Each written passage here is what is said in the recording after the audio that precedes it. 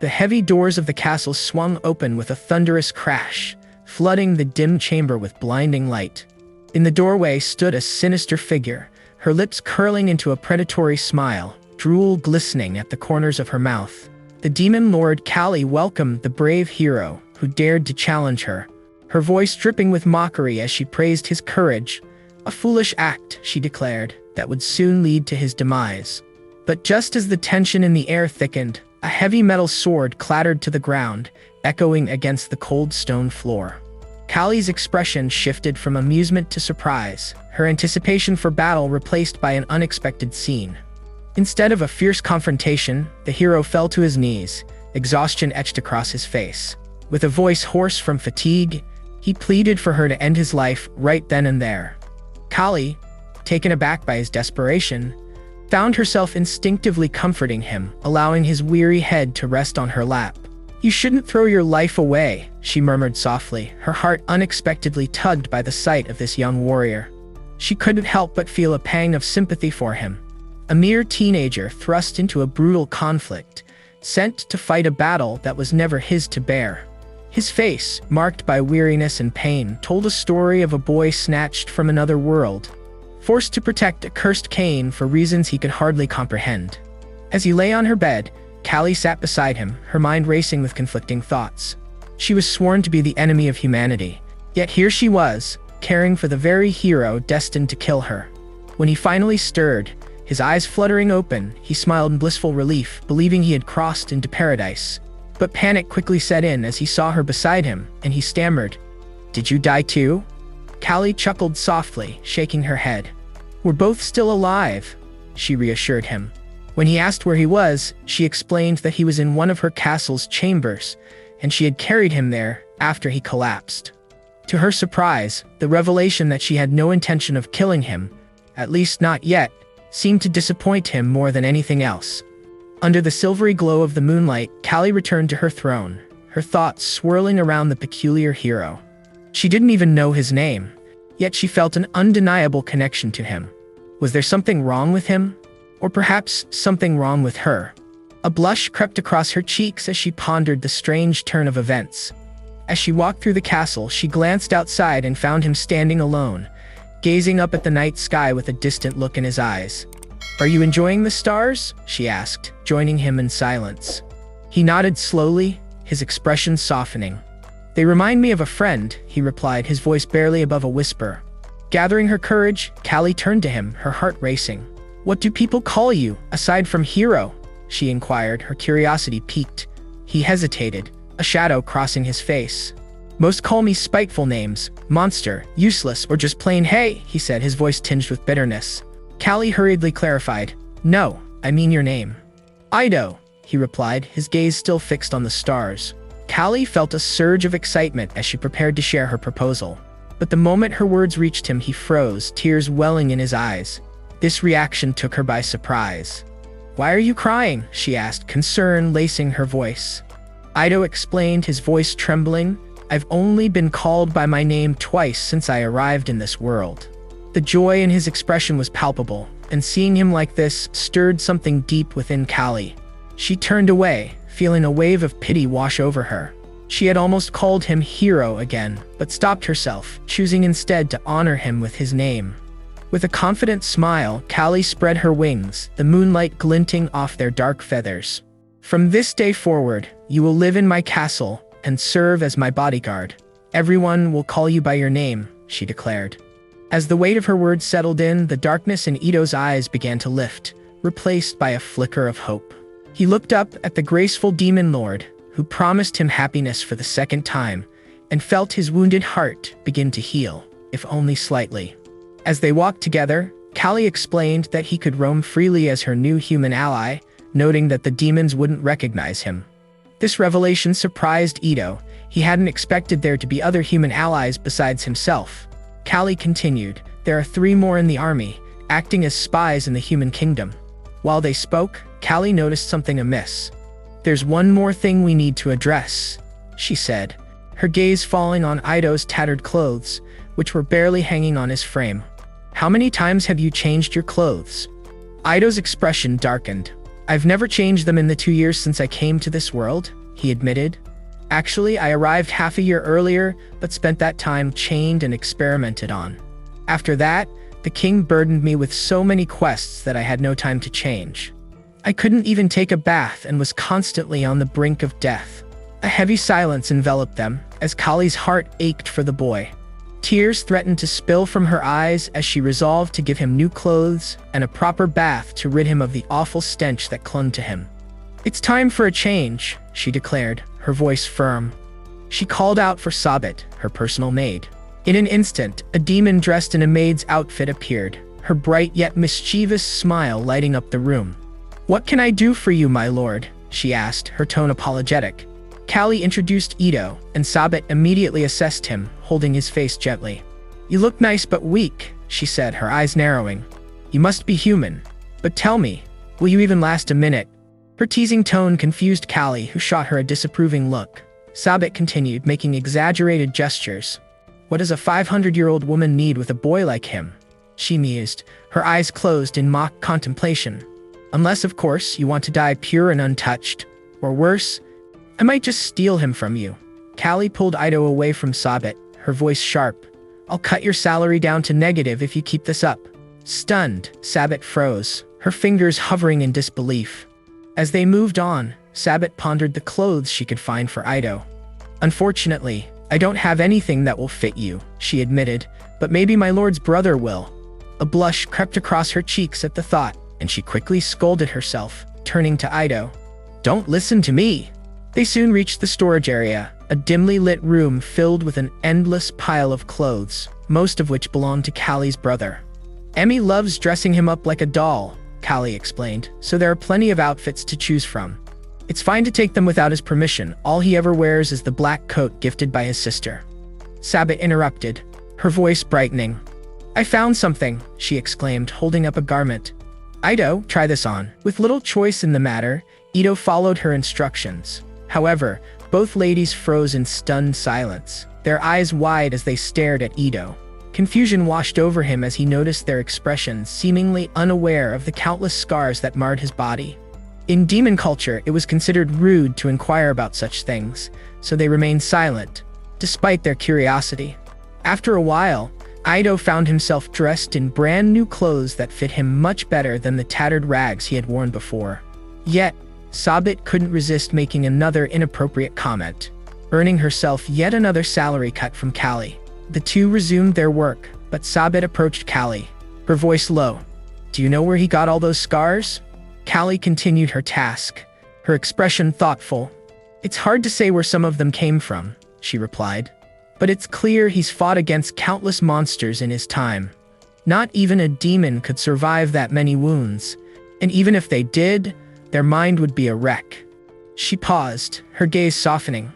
"I know it must not have been easy for him, especially since he's fought against my little brother before." Sabet's eyes widened in surprise. "Wait, are you saying what I think you're saying?" she asked, feeling as if she had misheard.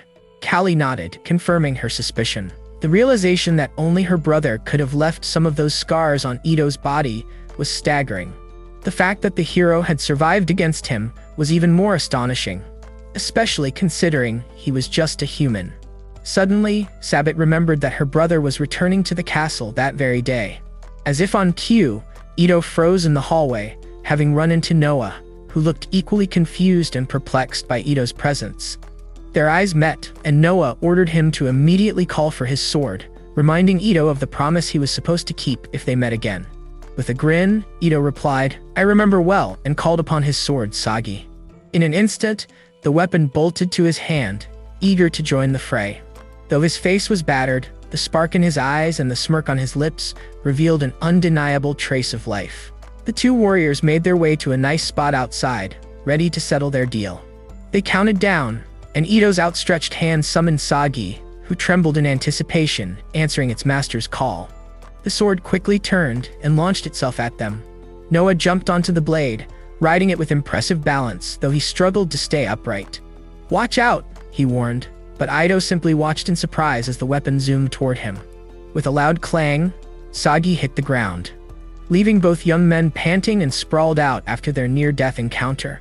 After a moment, Noah couldn't contain his laughter, cackling as he teased, "You didn't even try to dodge that speeding blade." Ido thought about it for a moment before bursting into laughter himself. The two boys shared a moment of camaraderie, their laughter echoing in the air. As they lay there, Callie approached, placing a gentle hand on Ido's shoulder. "I'm really glad you're alive," she said, her smile pure and heartfelt. Her words struck a chord deep within him, and Ido felt a wave of emotion wash over him. Before he knew it, tears streamed down his face, and Noah playfully mocked him for it. Unbeknownst to them, two sets of eyes watched from a distance, unable to believe that these boys, who had nearly killed each other just 2 months ago, were now friends. They chalked it up to boys being weird. Later, lying on his bed with Sagi beside him, Ido recalled Noah's words about not even trying to dodge the blade. The image of Kali's smile, as she expressed her relief that he was alive, lingered in his mind. He thought of how graciously she had offered him a place beside her, and he felt unworthy of such kindness. Yet, because of her and Noah, the tired hero wanted to try living again. But how? After years of dwelling in sadness, he felt lost. His mother had once told him that a living person is a happy person, but the thought left him stumped. No methods came to mind that would allow him to embrace a happy life. As if in response to his thoughts, Sagi hummed softly, its red gem glowing. Ido envisioned his little sister feeding a small monster, her smile bright despite the gap where a tooth was missing. Happiness, she had taught him, came from giving, not receiving. Realizing the truth in her words, Ido stood up and walked to the window. Without fully thinking it through, he climbed up onto the railing and, whether intentional or not, leaped from the first floor.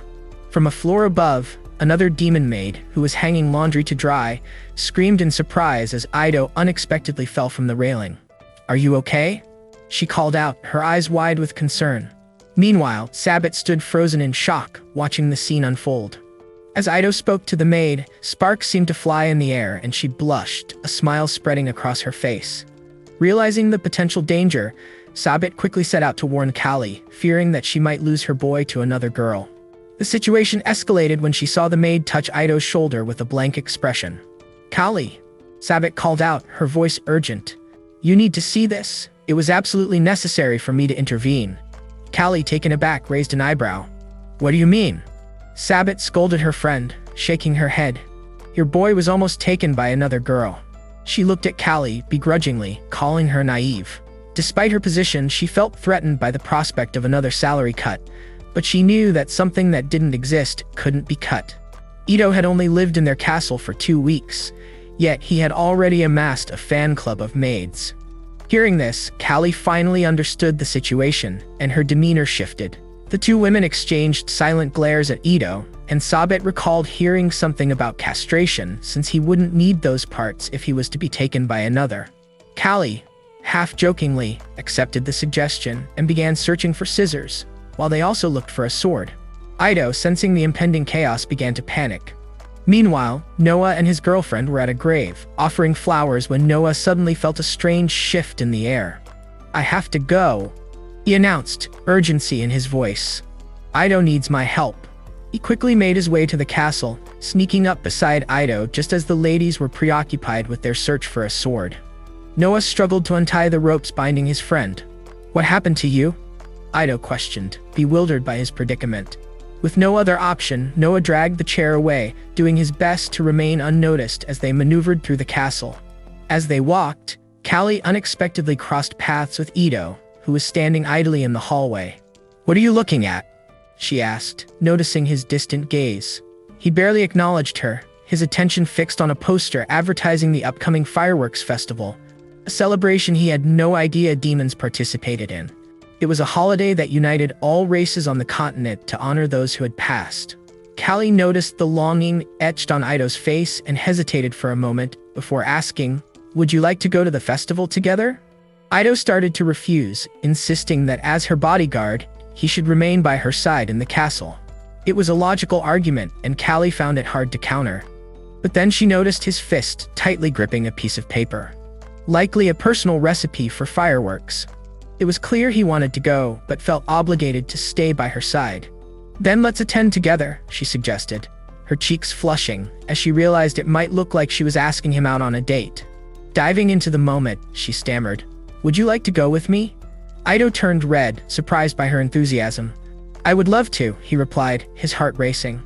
Callie continued, her excitement bubbling over as she mentioned they first needed to give his recipe to the fireworks master.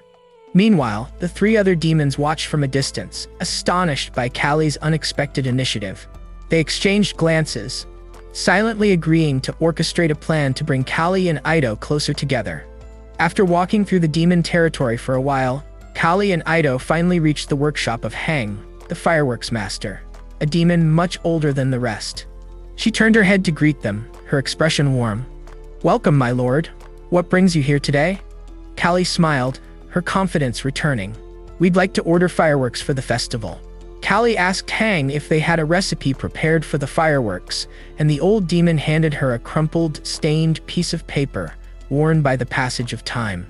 Staring at it for a moment, Hang chuckled softly. "I've worked for 500,000 years, but it's been a long time since I made something for a human." Ido smiled in gratitude, but his expression quickly shifted as Hang suddenly swung a blade with lightning speed. He turned to Callie, tears welling in his eyes from the pain. "Demons use bodily fluids for pyrotechnics," Hang explained, her excitement palpable as she observed the human's reaction. Callie, unfazed, asked the children if they knew how demons began to celebrate the fireworks festival. Ido eagerly recounted how the first human king instructed his subjects 500,000 years ago, but Hang cut him off. "That story was made up by humans for dumb humans," she scoffed, always trying to appropriate demon accomplishments. With a glint in her eye, she began to tell them the true story of the fireworks festival's origin. It all began a long time ago when the continent was still a peaceful place. Back then, I lay on fresh grass, enjoying the silence and gazing up at the stars. I reached out to them longingly, wishing they could come just a tiny bit closer. Just then, a bright flash of light shot across the sky, exploding at its peak and scattering a brilliant array of flares in the night. Intrigued, I got up and ran deep into the forest, following the direction from which the light had come. Driven by the need to see it up close, I ran and ran, desiring to somehow touch the light. Finally, panting and sweating, I reached my goal. There, I found a human cursing in frustration, lamenting that the firework wasn't bright enough for his standards. From that moment, it was like love at first sight. I couldn't help but blush as I approached him, excitedly asking about the flashy thing I had seen in the sky.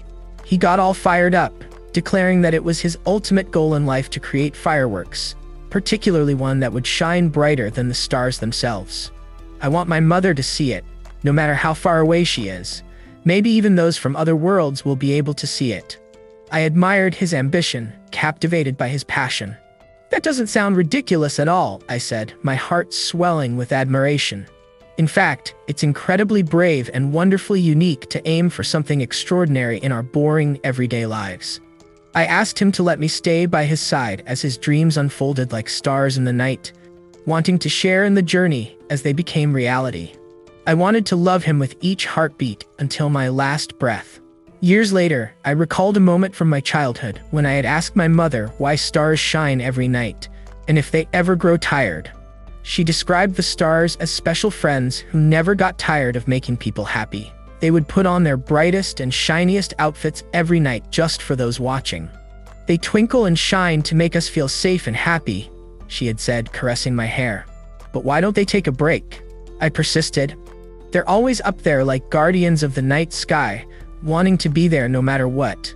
It's their way of saying that even when things get dark, there's always a little bit of light to guide us." Recalling my mother's words, I believed I had found the brightest star in the brilliant man before me. I saw hope in his eyes as he worked hard for his ideals. I realized that I wanted to help him in every way I could. Unfortunately, I couldn't do much, but I could care for him throughout our days together as his wife, supporting him with all my strength. After all, he was my dear star. Years passed and we walked together, Ido having grown old and leaning on me for support.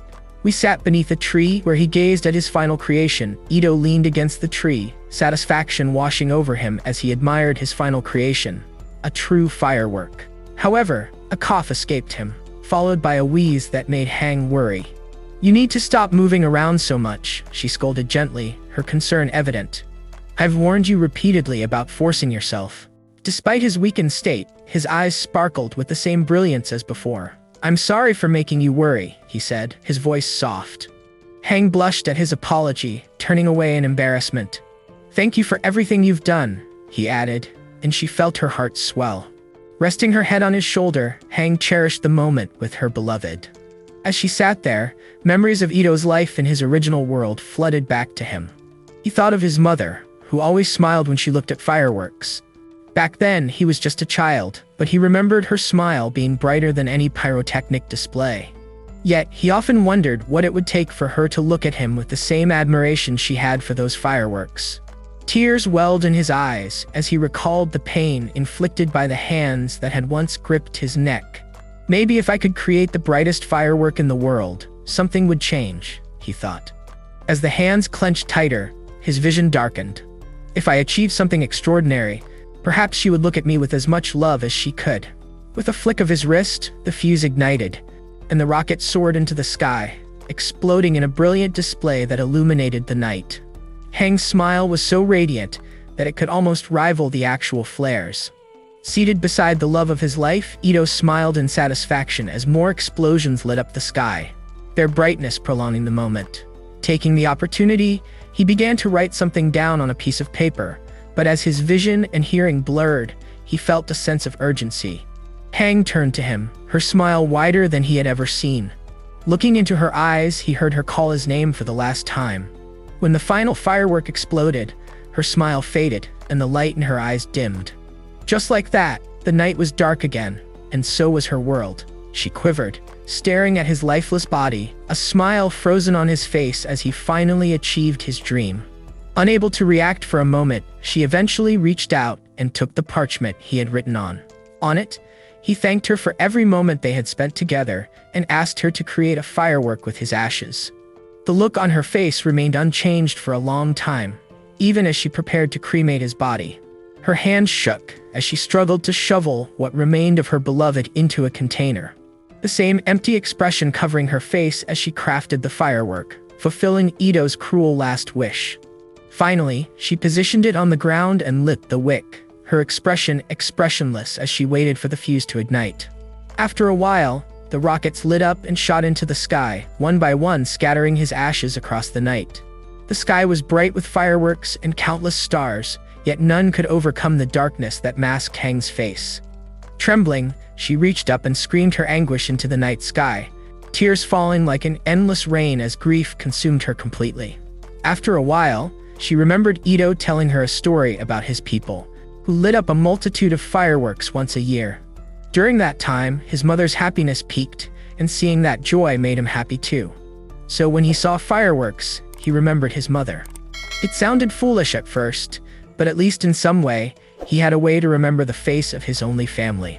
The old master concluded her story, saying, "The festival day helped demons remember the faces of those they once loved. Such people might have died a long time ago, but the scenes they shared will remind them of those faces. To keep the memory of the person they lost alive, they should preserve the recipe of the fireworks they watched together. After all, its bright light can bring a life back, even if just for a moment, while it illuminates the sky."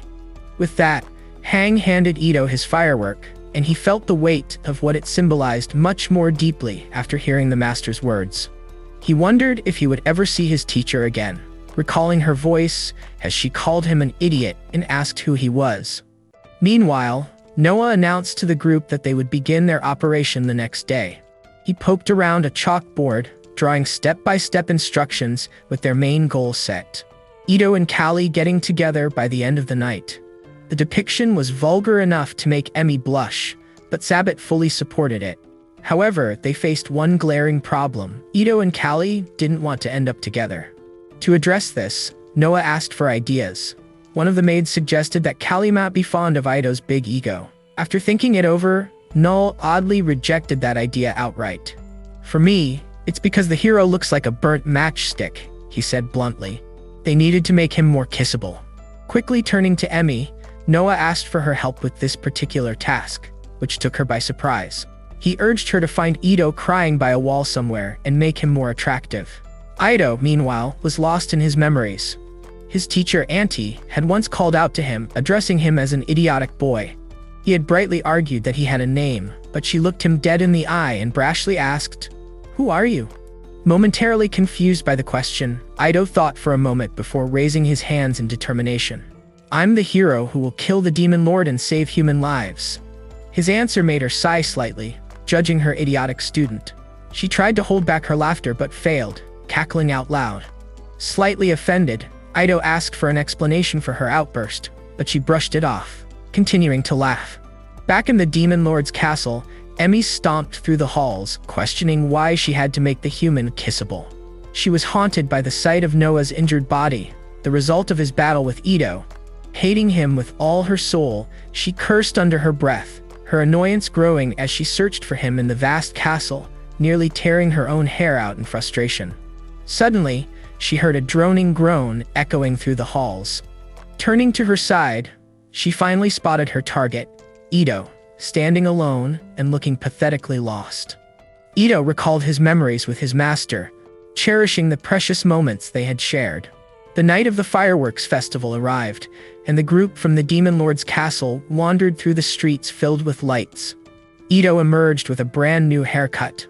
Although his face looked brighter, his expression remained the same brooding stare. Still haunted by thoughts of his master, who had brashly asked him who he was. His thoughts were interrupted when someone called his name. Turning to face the source of the voice, he stared in shock and wonder as he saw Kali, looking strikingly beautiful in a full yukata. The Demon Lord was equally surprised, not expecting to see him with a brand new hairstyle. "Your brother's girlfriend cut my hair," he shared. But this irked her so much that she cursed Emmy under her breath. Taken aback by her hostility, Ido started to ask why, but Kali cut him off, saying she didn't want to talk about her. She then dragged him away and he allowed himself to be pulled along. As they passed by Emmy, she watched silently from the side, her heart heavy. She had seen them together, and memories flooded back of the time she had cut Ido's hair in silence, just as she was now. She thought only of the moment Noah had returned after their fight, hanging on to life by a thread. She had been tempted to end things right then and there, scissors poised near his neck. While Ido and Kali walked, he decided to share how his big sister used to cut his hair like this. He was about to say something about his homeworld, but quickly patched it up with a veiled lie. Ido's eyes trembled, nearly exposing his identity as the hero. Despite the weight of his past, silence enveloped them once more. Finally, Kali spoke, asking if no one had ever cut his hair since he became an adventurer. "It's not exactly that," he replied, his voice low. "My former master and some others used to call me Big Brother." He remembered their smiles, bright and full of warmth, enough to share with him. Unfortunately, everything changed one fateful night when his sister died a tragic death. His master had passed away holding his hand, looking into his eyes with a comforting smile. Hearing this, Emmy couldn't stop the tears from flowing, but she quickly denied it, wiping her eyes. She resumed cutting his hair skillfully, her hands steady despite the emotions swirling within her. She recalled how, after Noah's fight with Ido, he had been unable to eat without help. Yet he insisted that his opponent was just as badly injured. Emmy couldn't believe that Ido had been all alone, with no one to tend to his wounds and pain. She knew exactly how it felt to be alone, to have nobody to turn to. As an elf in the Demon Lord's castle, she bore the stigma of having cut ears, a sign of disgrace for both demons and elves. She had dared to touch someone who loved her despite this flaw. While Noah might have forgiven Ido, even expressing gratitude for his survival, she couldn't do the same so easily. Just then, her boyfriend appeared, interrupting her dark thoughts and startling her. This earned him a hard punch to the head, but he managed to stop her ill will, holding her hand as they walked through the festival. Emmy and Noah shared a wonderful time together, the atmosphere brightening her spirits. She turned to face her boyfriend, her gaze landing on his tattered ear. Suddenly, he called to her, taking her by surprise. Even more bewildering was his praise for her efforts in making Ido kissable, to the point that even he felt tempted. With a charming smile, he thanked her sincerely, fully aware of how much she hated humans, but appreciating her efforts nonetheless. The timid girl blushed, not expecting such heartfelt praise. Memories flooded back of the time she'd been captured by humans who wondered what elf ears tasted like. Kidnapped and trapped with a poor family, she had no chance of escape. As they were about to cut her, a boy's voice rang out, telling them not to touch a single hair on her. They had smirked, having forgotten about him, chained up with other demons near the territory borders. Noah glared at them with seething rage, promising not to hurt her. However, they still wanted something to eat, deciding to cut off his ears instead. Like elves, it was a source of shame for demons to have cut ears. Putting his face in front of hers, they asked if he was willing to accept that shame for an unknown, orphaned elf. They urged him to think about how disappointed his family would be if they bought him back. The young demon cut them off, taught by his father that a demon's role in the world is to help weak creatures, even if it meant sacrificing his honor, enduring pain, and refusing himself. He would clench his teeth and take the pain silently. Tears overflowed from Emmy's eyes, unable to believe the kindness being shown to her now. She blushed at the memory, happily clinging to the same boy, now all grown up. Meanwhile, Callie brought Ito to a spot above the festival booths, saying it would offer the best view of the fireworks, as the show would start soon. They crouched down to wait. While waiting, Ito and Callie looked up at the stars, watching a few of them streak across the night sky. As she gazed at the hero's calm face, the demon lord was reminded of the time they first met. His cries for help still rang clearly in her ears, asking her to take his life. Consumed by curiosity, she asked, "Why did you want your life to end back then?" After thinking for a moment, Ito replied, "Back then, I felt like I was at the bottom of a clogged toilet. I didn't know anything about this world, so I decided to trust those who brought me here. But when it started to look like I finally understood how things worked, I lost people who were dear to me." He continued, "Understanding the relationship between humans and demons, I grew to hate myself and vomited at my reflection." Awkwardly rubbing his head, he added, "It doesn't sound heroic at all." Callie, sensing the weight on his shoulders, asked, "Do you know that you don't need to be a hero?" The realization hit him like a shock of electricity, especially when she asked if he wanted to be a hero. He had never considered the idea before. In his original world, he had been called a hero, but for a completely different reason. His older sister, Yuna, had called him a hero and gratefully praised his cooking. "There's no need for thanks," he said, "as you're working 2 jobs because of me. In the end, cooking is nothing compared to what you do for me every day." Hugging the cute boy, Callie replied, "I'm just doing my job as your sister. I'm sad I can't do more." She continued, "That said, I'm about to make a breakthrough with my research and should start raking in money soon. It's been tough since our parents died, but there's no need to worry. I promise to take care of everything we'll need." Just then, a green light shimmered across their room. To her shock, her brother's body began to dissipate, as if being consumed by the green light that appeared out of nowhere. Neither of them knew what was happening, and before either could react, Ito was gone forever, leaving Callie alone. Ito found himself in the middle of the human kingdom's castle. The king smiled, greeting the dear hero and saying he had been given the honor of saving his kingdom. As the boy cried, the king told him to rejoice, as his life would finally have meaning and purpose. Ito froze, not understanding what had just happened to him or where he was. He wailed in suffering, wounded, beaten, and mentally broken after all the things they had put him through. Above him loomed a mad doctor who conducted endless experiments with the help of magic healers. The room filled with screams, while the king smiled from his throne. Auntie, the demon lord, asked for an explanation, wanting to know the point of all this. "Why do you think that after everything you've put the hero through, he will still choose to save our kingdom?" she demanded. The ruler had thought it all out, planning the idea that Ito had been kidnapped by demons. "Moreover, we aren't being cruel for nothing," he explained. "We discovered something in his monohearth. Upon checking, we found that he has a rare dark monohearth, the same as the former hero who successfully slayed dragons. His physical pain, hate towards the target, and mental state all contribute to his unlimited power." With fiery determination, the king beamed, convinced that he could finally protect his kingdom. "Since the boy is still a teen, we can easily wash his mind and make him our little killer." Having finished with their experiments, the soldiers were told to lift the boy, as it was time to train him in battle. "When we're done, he'll believe everything I say and be indoctrinated with hatred for demons. Since he's young, his psyche is unstable enough to take control. With skilled healers, we'll save him whenever he takes serious damage. They could only imagine the fear in his body as he was suddenly taken from his family, left alone and in pain. Now, he was thrown into an arena against a goblin thrice his size. Every day, he thought demons made him suffer just for fun. Barely able to stand, he quivered and turned to the doctor, asking, "What am I supposed to do?" Promising to keep him alive despite his injuries, the doctor told him, "You'll be set free once you kill it. You won't die, but we will break you again and again until you become the ideal soldier, or as some would call it, the hero."